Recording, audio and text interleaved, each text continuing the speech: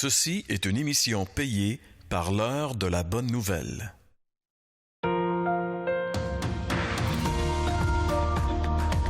Suivant ce que nous ont transmis ceux qui ont été des témoins oculaires dès le commencement et sont devenus des ministres de la parole, il m'a aussi semblé bon de te les exposer d'une manière suivie, excellent Théophile, afin que tu reconnaisses la certitude des enseignements que tu as reçus.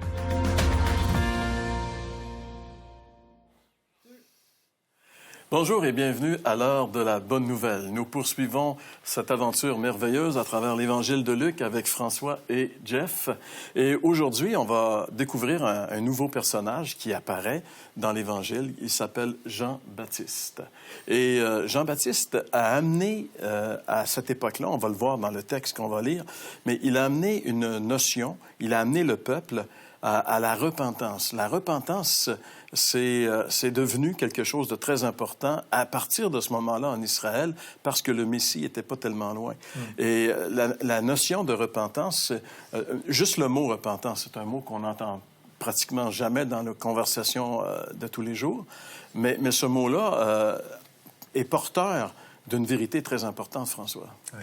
Ben, en fait, la repentance, c'est de se détourner de quelque chose pour aller dans une autre direction, comme Jean-François, Jeff, c'est-à-dire, tu l'as dit déjà dans le privé, là, que c'est pas nécessairement négatif ou positif, c'est neutre, mais on peut décider, changer de direction, aller dans une mauvaise lorsqu'on était dans la bonne ou vice-versa. Mais même si ce n'est pas un mot qu'on utilise fréquemment, il n'en demeure pas moins que c'est assez étonnant de peut-être considérer, est-ce que les gens utilisent encore aujourd'hui ce mot-là? Qu'est-ce que ça veut dire pour les gens d'aujourd'hui? Bien, écoute, mon Vox Pop d'aujourd'hui, j'ai posé la question, qu'est-ce que ça veut dire justement le mot repentance? Alors, on écoute ce que les gens pensent. Le mot repentance, ça veut dire quoi pour vous? Qu'est-ce que ça signifie? Si on a fait quelque chose de pas correct, on peut être repentant, s'en vouloir, avoir des remords. C'est rentrer à l'intérieur de nous autres, puis d'aller voir ce qui est pas correct. J'ai fait quelque chose de mal, puis je le regrette. C'est pas un mot que j'utilise, repentance. Non, j'imagine que c'est relié au péché et tout ça, mais non, je ne l'ai pas dans mon vocabulaire. C'est un peu comme regretter des actions qu'on a faites dans le passé, des actions qu'on considère qui étaient malsaines, mauvaises. Là. C'est important de repentir parce que si tu veux pas commettre 46 fois les mêmes erreurs, il faut un peu que tu regrettes celles que tu as faites, mais tu n'es pas obligé de te torturer pour ça. Là. J'en ai aucune idée. Ça me dit rien. Je sais même pas qu'est-ce que ça veut dire. Repentance, c'est revenir vers le bien puis s'éloigner du mal.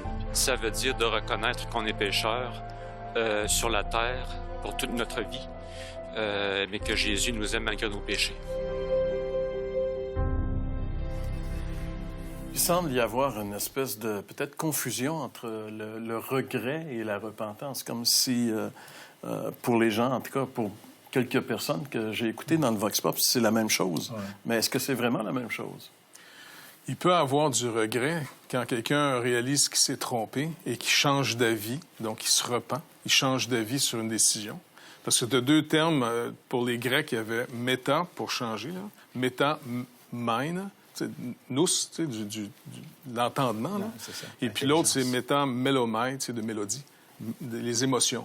Donc, tu peux avoir du regret d'avoir pris une très mauvaise décision et de changer d'avis, mais ou des fois, tu peux aussi être content de changer d'avis. Tu sais, ça peut être positif aussi, la repentance. C'est pas toujours, tu fais ça, comme monsieur disait, tu n'as pas besoin de te torturer. Il y a des fois, tu es content d'avoir trouvé une meilleure solution que celle dans laquelle tu te confiais avant. Puis tu dis, hey, wow, c'est encore bien mieux ça, j'abandonne ça, je m'en vais dans cette direction-là. Tu sais, c'est pas toujours regrettable. Au contraire, ça peut être des fois une très bonne nouvelle. Ouais. Puis, dans la repentance, il y a de la lumière là-dedans. Il y a comme une espérance.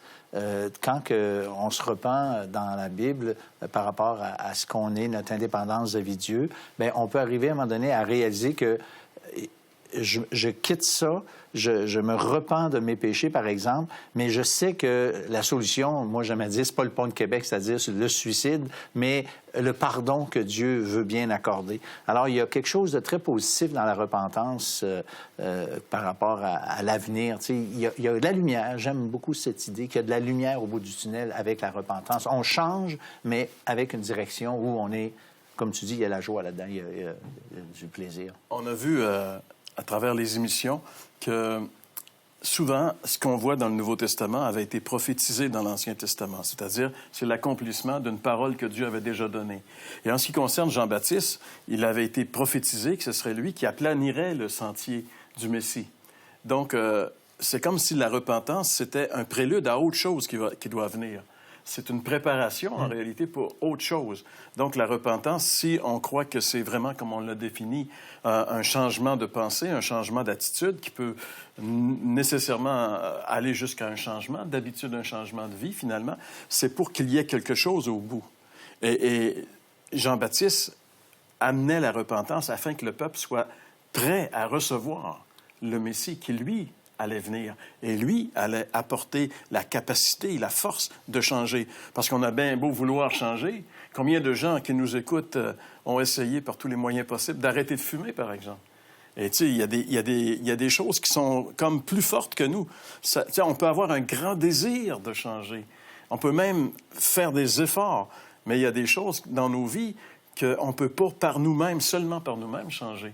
Et je pense que c'est un peu dans ce sens-là. Quand Jean-Baptiste, il vient pour préparer le chemin, pour que les gens soient conscients qu'ils ont un grand besoin, mais qu'il faut que quelqu'un vienne les aider pour que ça se réalise, que ça s'accomplisse.